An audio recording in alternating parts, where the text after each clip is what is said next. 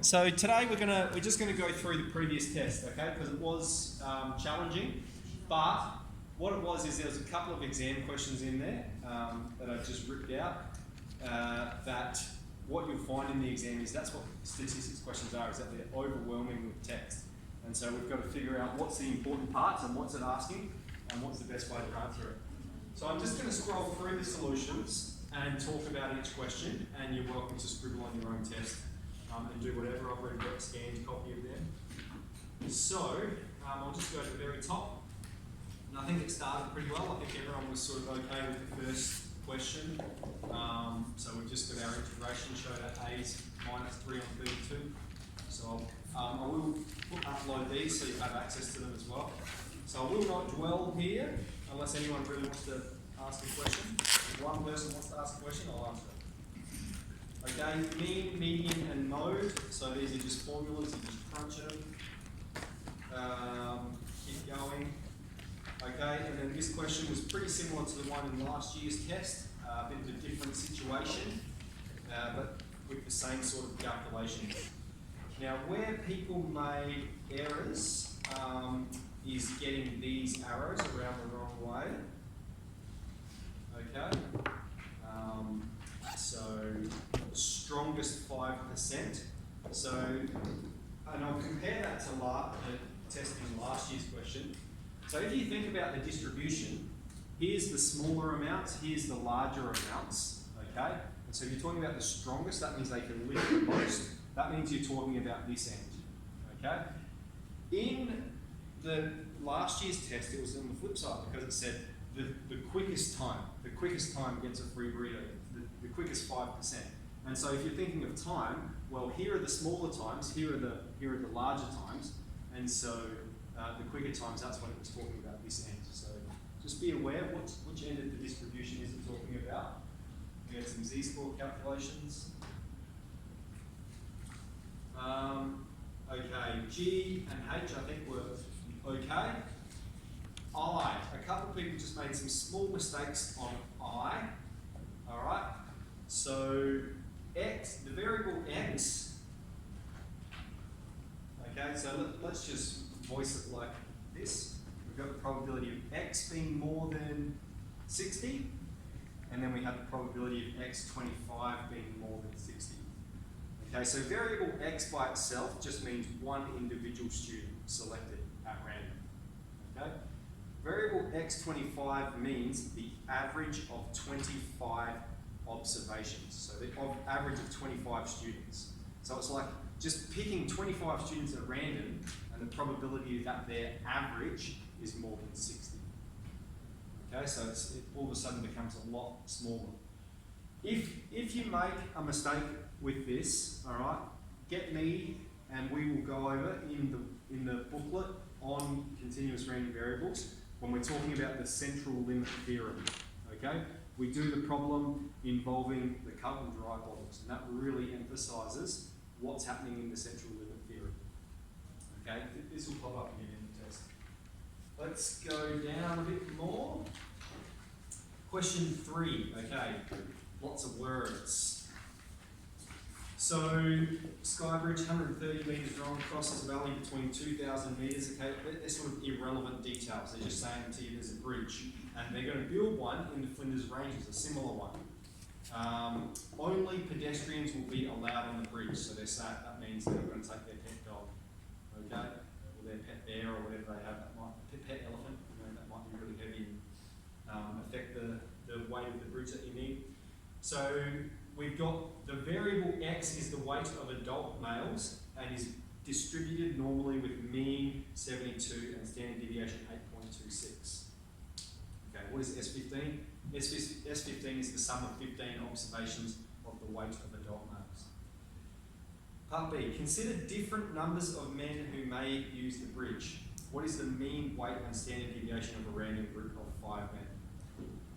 Okay, so this is S5. I think a couple of people might have done X5 and I said that's okay, because you could argue that it is perhaps a little bit ambiguous. This is ripped straight off last year's exam, I think.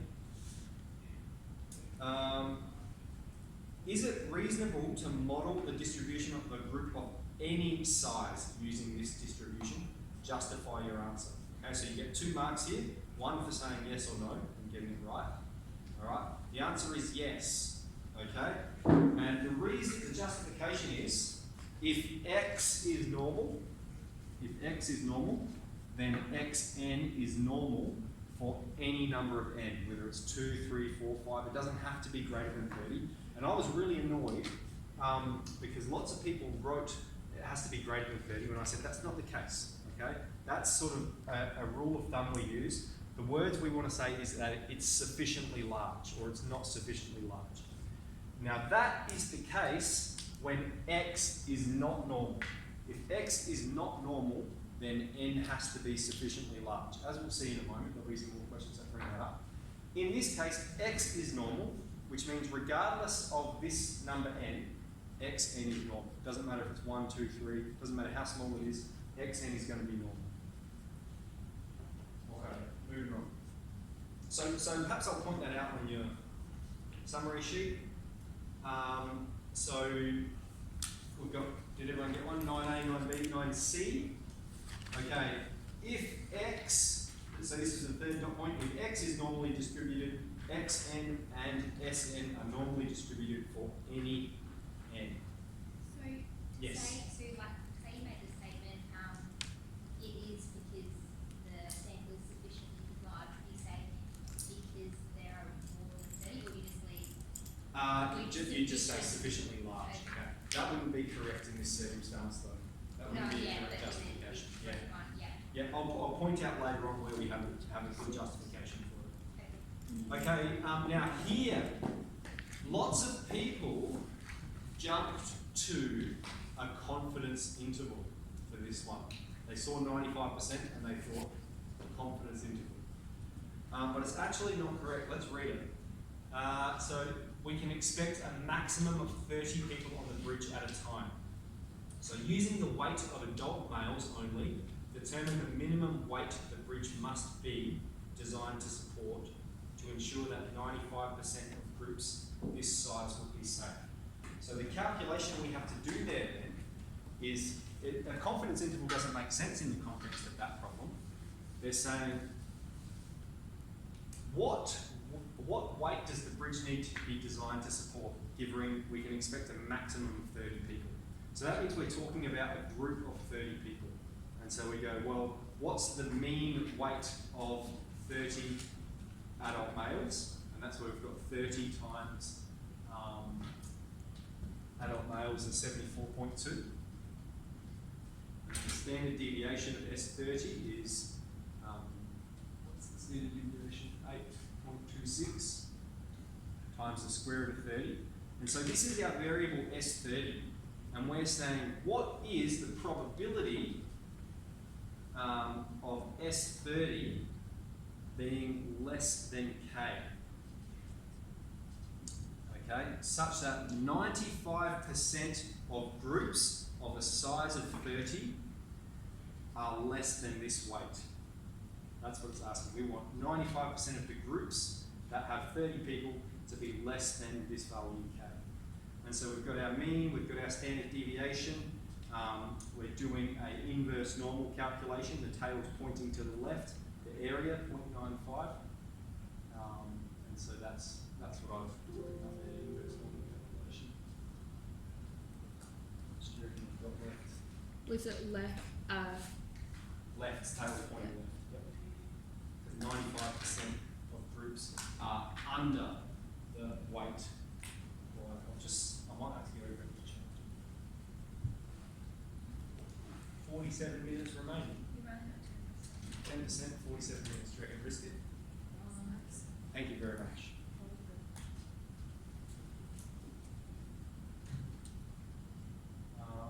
What question we got? Okay, I'll just move on. So that's part 2. I might just finish this question, and because a couple of people made a mistake on this question, so you'll be able to do it. I'm going to get my charger. So suggest a valid reason this may be an underestimate of the number of visitors the bridge can support. Okay? Now, I think there's only really one answer to this, and we're considering the weight of adult men. So it's reasonable to suppose that men weigh more than women on average, and so it's reasonable to expect that if we've got 30 visitors, some of them are going to be women, some of them are going to be children, and so they weigh less than the average male. And so that's the point we're making here. It's reasonable to anticipate that people come into this bridge with their families. And so if there's going to be a group of 30, there's probably a couple of kids there. Okay, then in part D, so any questions that interrupt? In part D, okay, so this is the one I tried to prepare you for a little bit, where I've said the bridge has to be designed to carry at least 5,000 kilos. What is the maximum number of adult males who can be allowed on the bridge if the operators want to be 99.5% sure that the total weight does not exceed the bridge's capacity? So we've got 5,000 divided by the mean weight of males. We've got 67 as a starter. And so I said, well, what happens if we investigate the probability of S67 being less than 5,000, and you get 0.5, okay, 50%. So then you notice I went down and I said, what about a group of 66 males? Okay, so what's the probability of S66 being less than 5,000? Oh, it's 0.937, it's not high enough, all right? What about a group of 65 males? Okay, so the probability of S65 being less than 5,000, and it satisfies that condition. You've got to grab the charger. It's nice, my office, nice and close. I just didn't look at the question because I was like trial and error, don't even know.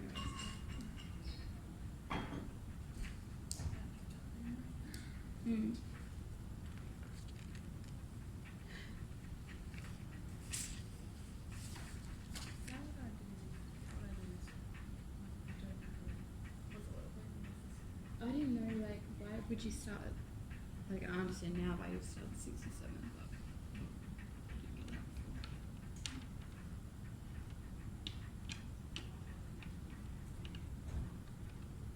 Very good. Different. Oh. We'll see how we go, otherwise I can open it up in this computer. Alright, moving on.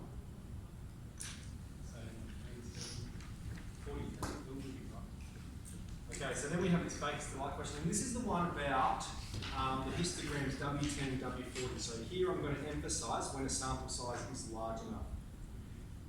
So we have chocolates. Now this is the point. Chocolates have a mean weight and standard deviation of 0.2. Now look at this. It says nothing about being normally distributed. Okay? Whereas in the previous question about the bridge, it said adult men normally distributed. So that's the word you've got to look out for. Is it normal or not? If it doesn't say it, then it's not. The net weight of boxes of chocolates is monitored by taking random samples of 10 chocolates and 40 chocolates. Okay? Now, in the exam, I changed this question a little bit because in the exam, they had this as W25. Okay? And when, you know, some of you, I thought some of you might think, oh, it doesn't satisfy, it's not larger than 30, therefore it can't be normal. But this is an example of where it's just a rule of thumb, okay? Because if we did have W25, and I've said as n increases, normality increases, here we can see this is a bell-shaped curve, all right? So it's good enough to model a normal distribution on.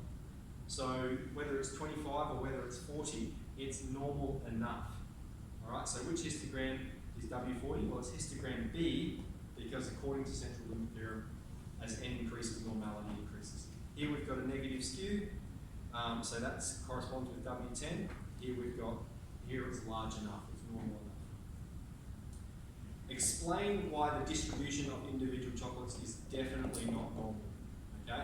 Well, firstly, it doesn't say it in the question, but that wouldn't be good enough to answer. Because W10 has a negative skew. Okay, that means the average of 10 observations has a negative skew. So that means 10, even with 10 samples, it's not large enough to be normal. The central limit theorem says if x is normal, then xn is normal for any n. Here we have x10, which is clearly not normal, therefore x is not normal. Okay, why can the distribution of samples of size 40 be normal? This is where people wrote, because it's greater than 30. What we should say, it's sufficiently large. And we can see that because the distribution here of W40 is approximately normal.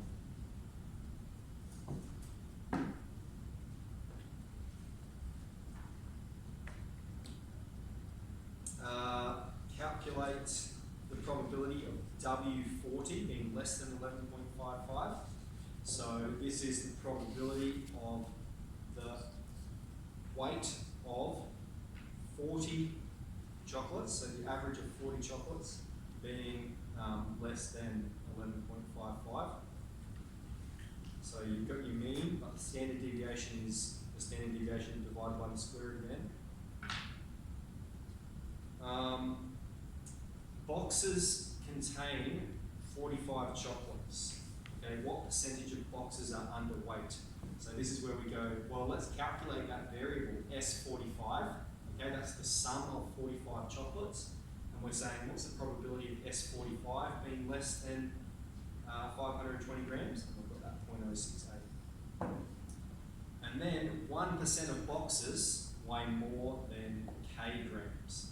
So this is an inverse normal calculation, the tail's pointing to the right. And so we're saying, what's the probability of S45 being greater than K? K is 525. Okay, I think Can you just keep that up Yep, there for a yeah, sec? yeah. Thanks.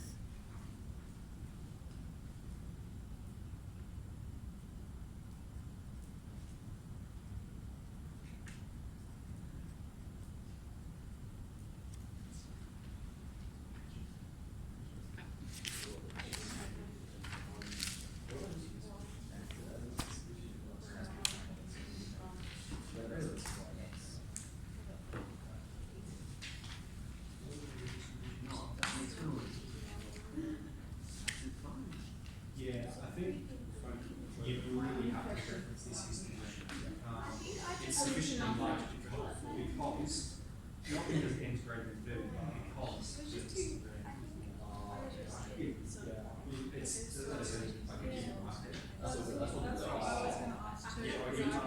because it's sufficiently large.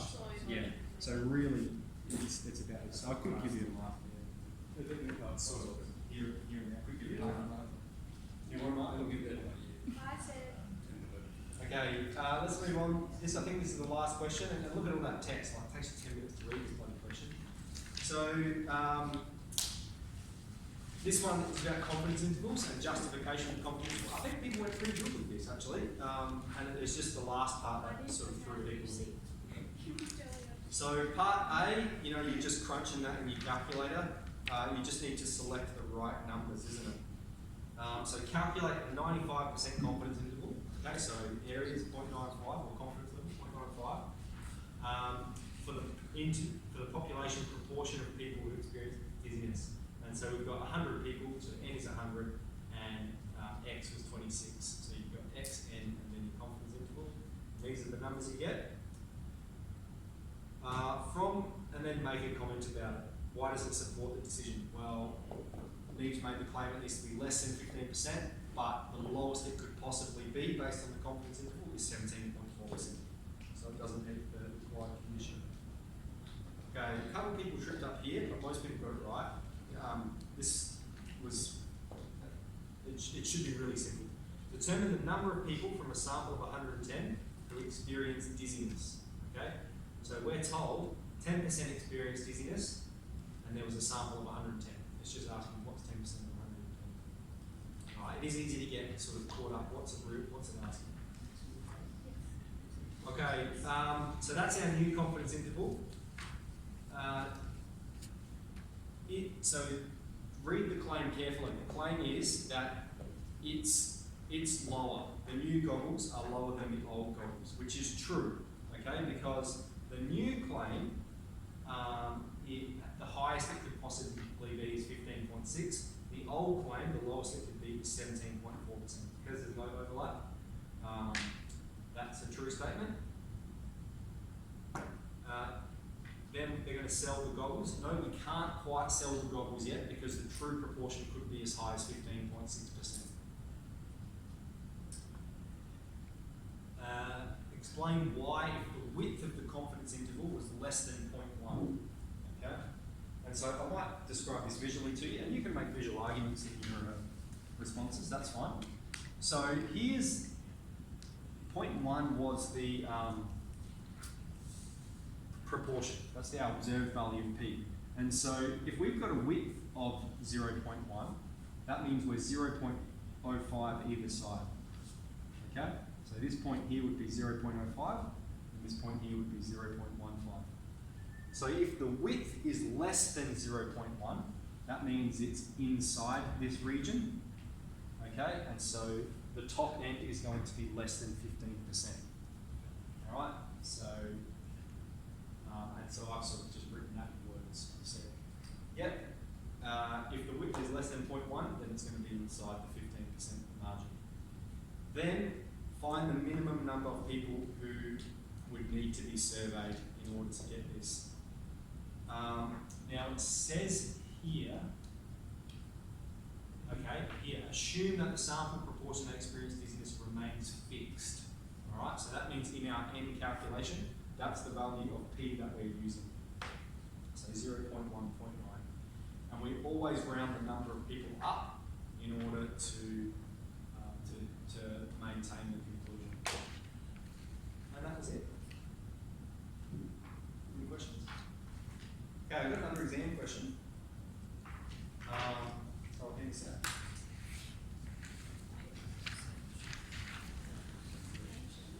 You got this? No, you get to keep them.